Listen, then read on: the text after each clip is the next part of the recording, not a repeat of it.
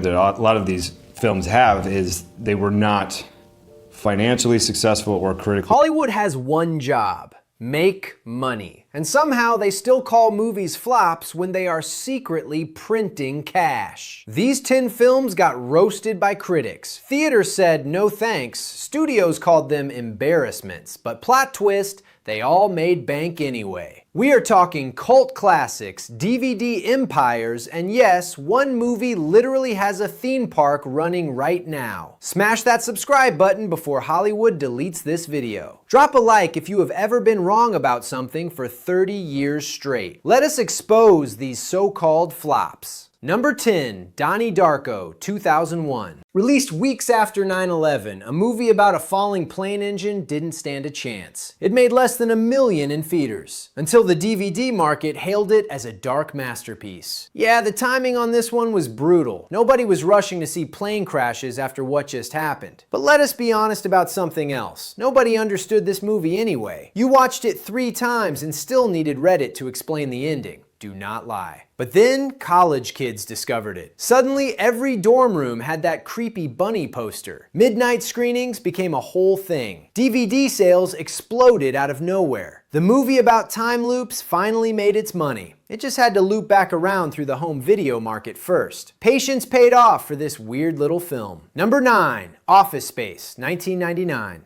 Everyone hates their job, yet nobody watched the movie about it. It bombed in theaters, only to sell 6 million copies to employees who just wanted to watch a printer get smashed. Fox had no clue how to market this thing. Their strategy was basically pray and hope. The studio genuinely thought nobody cared about workplace comedy, which is hilarious because that is literally everyone's daily life. Great market research, guys. But then those DVDs started flying off shelves. 6 million angry employees brought this movie home. TPS reports became a real phrase. The red stapler became an actual product. Milton quotes spread through every office in America. The movie about corporate incompetence failed because of corporate incompetence. Fox accidentally proved the entire point of the film. You cannot write better irony than that. Number 8. It's a Wonderful Life, 1946. This holiday classic owes its legacy to a clerical error. In 1974, the studio forgot to renew the copyright. TV stations aired it for free, turning a box office flop into Christmas royalty. When this movie first came out, it nearly ended Frank Capra's career. Audiences did not show up. And honestly, think about the pitch. Hey America, you just finished a war. Come watch a guy consider ending his life over money problems. Merry Christmas. Bold choice right there. But then some random employee forgot to do paperwork. Just forgot. Suddenly, every TV station could play it free. Every Christmas. For decades. That is how traditions get born, apparently, through laziness. The movie made its fortune because somebody did not file the right forms. Thank you, random studio worker from the 70s. You created magic by doing nothing. Number 7, The Wizard of Oz, 1939. In 1939, this movie nearly drowned MGM in red ink. It was so expensive that despite selling tickets, it did not turn a profit for a decade. The legend started as a financial write-off. This thing cost $2.8 million. In 1939, that was absolutely insane. Most expensive film ever at the time. MGM blew the budget on flying monkeys and Technicolor magic. Then they remembered people during the Depression could not afford movie tickets. Genius planning right there. Studio executives watched the numbers and just sighed. But then television saved everything. Starting 1956, millions of families watched Dorothy click those ruby slippers from their living rooms. Re-releases kept adding money. Today it has made over $400 million adjusted. Took 20 years to realize this movie was actually good. Sometimes legends need time to grow. Number 6, Hocus Pocus, 1993. The ultimate Halloween movie. Released in July, audiences were confused and it vanished from theaters. It took years of cable reruns to realize releasing a witch movie in summer was a mistake. Disney literally did not understand calendars. They dropped a spooky witch film during peak blockbuster season, when kids wanted explosions and adventure, not Bette Midler singing about souls. The marketing department really earned their paychecks that year. Movie made $45 million against $28 million budget. Disney shrugged and called it a failure. But then October came around, and the next October, and every October forever. Families made it tradition. DVD sales hit $40 million. Disney greenlit a sequel 29 years later. 29 years, because everyone finally watched it in the right month. The movie flopped because Disney forgot how seasons work. Classic.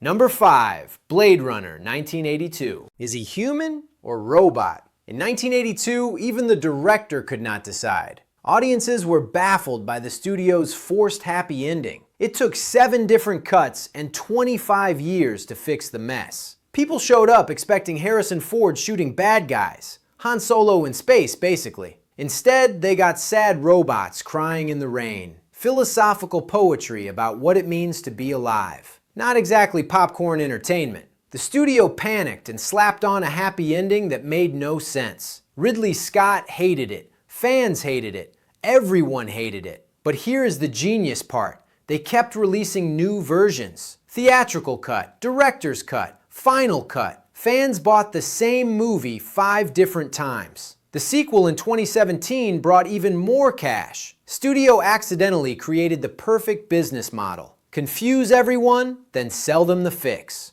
Number 4, Cleopatra, 1963. How can the year's #1 movie still lose money? This production nightmare spiraled so far out of control, it nearly bankrupted 20th Century Fox, forcing them to sell their own backlot to survive. This thing cost $44 million. That is over $400 million today. Elizabeth Taylor and Richard Burton started an affair on set. Suddenly, the movie became the world's most expensive gossip magazine. Headlines everywhere, drama constantly, budget exploding daily. But here is what nobody mentions. It still made $58 million. Highest grossing film of 1963. The math literally shows profit, but Hollywood kept calling it a disaster anyway. Why? Because admitting you almost killed your studio over a love affair is embarrassing. Easier to say it flopped. The movie made money. The studio just did not want to admit they survived by luck.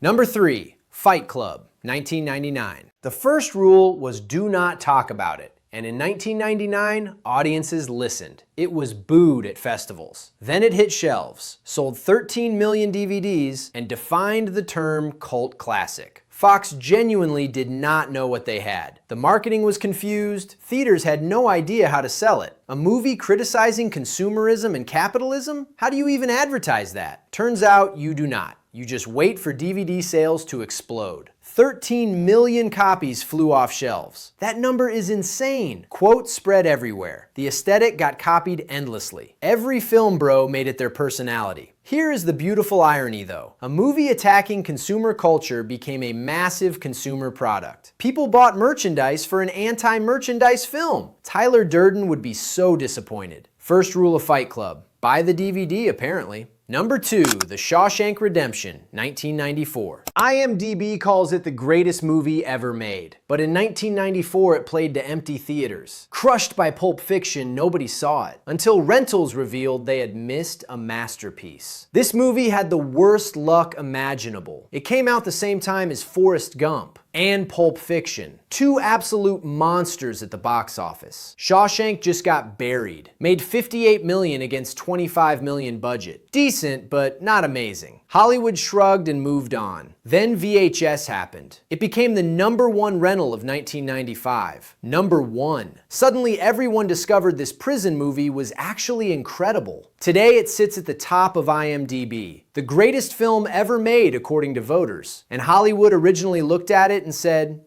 we expected more. They had a masterpiece and did not even notice. Incredible, really. Number 1. Waterworld, 1995. The press called it the biggest disaster in history. It was the most expensive movie ever made. But the ultimate twist. Thanks to a theme park show, this flop has been profitable for 30 years. Media destroyed this movie before it even came out. Kevin Costner's ego project. Fish tar, they called it. Budget hit $175 million. Insane for 1995. Everyone declared it dead on arrival. But here's what nobody reported. It made $264 million worldwide. That is profit. VHS sales added more. TV airings kept paying. And the theme park attraction at Universal, still running. 30 years later, still making money every single day. Total earnings well over $500 million. The most famous flop in history has its own theme park. That is not a flop. That is an empire built on lies. So what do we learn here? Hollywood's definition of flop means absolutely nothing.